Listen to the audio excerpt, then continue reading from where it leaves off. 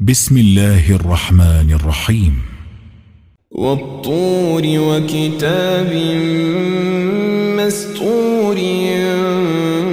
في رق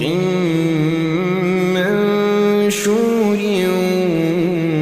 والبيت المعمور والسقف المرفوع والبحر المسجور إن عذاب ربك لواقع ما له من دافع يوم تمور السماء مورا وتسير الجبال سيرا فويل يومئذ للمكذبين الذين هم في خوض يلعبون يوم يدعون إلى نار جهنم دعا هذه النار التي كنتم بها تكذبون أفسحر هذا أم أنتم لا تبصرون اصلوها فاصبروا أو لا تصبروا سواء عليكم إنما تجزون ما كنتم تعملون إن المتقين في جنات ونعيم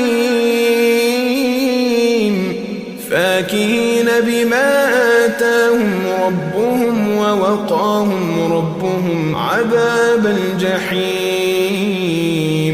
كلوا واشربوا هنيئا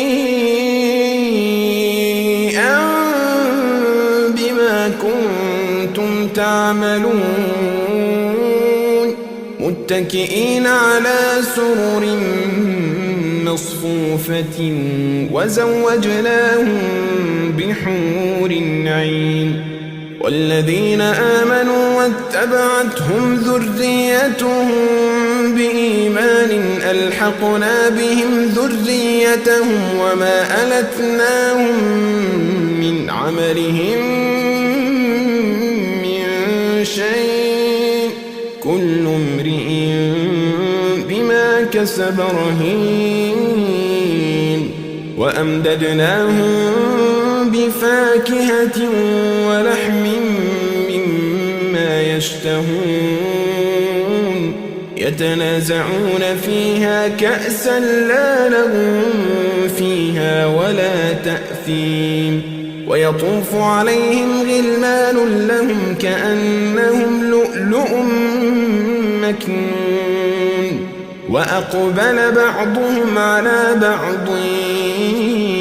يتساءلون قالوا إنا كنا قبل في أهلنا مشفقين فمن الله علينا ووقانا عذاب السموم إنا كنا من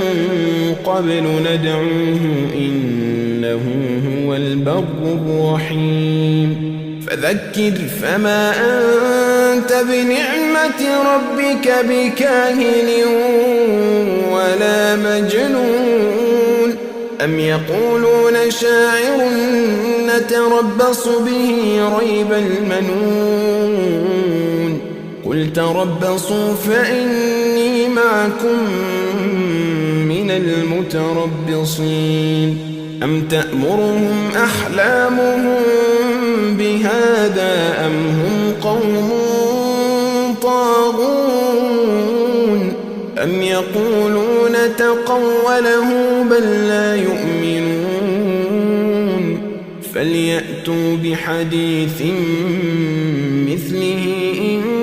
كانوا صادقين أم خلقوا من غير شيء أم هم الخالقون أم خلقوا السماوات والأرض بل لا يوقنون أم عندهم خزائن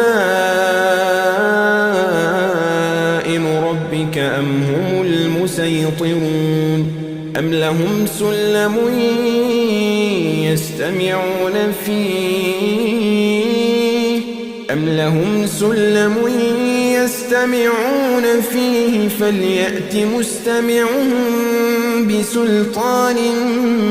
مبين أم له البنات ولكم البنون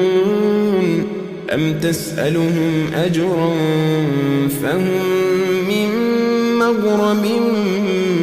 مثقلون أم عندهم الغيب فهم يكتبون أم يريدون كيدا فالذين كفروا هم المكيدون أم لهم إله غير الله سبحان الله عما يشركون وإن يروا كسفا من السماء ساقطا يقولوا سحاب مركوم فذرهم حتى يلاقوا يومهم الذي فيه يصعقون يوم لا يغني عنهم كيدهم شيئا ولا هم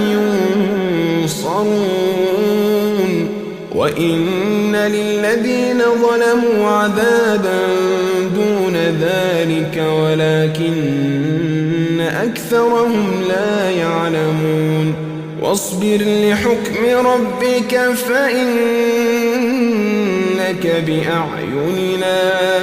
وسبح بحمد ربك حين تقوم ومن الليل فسبحه وإدبار النجم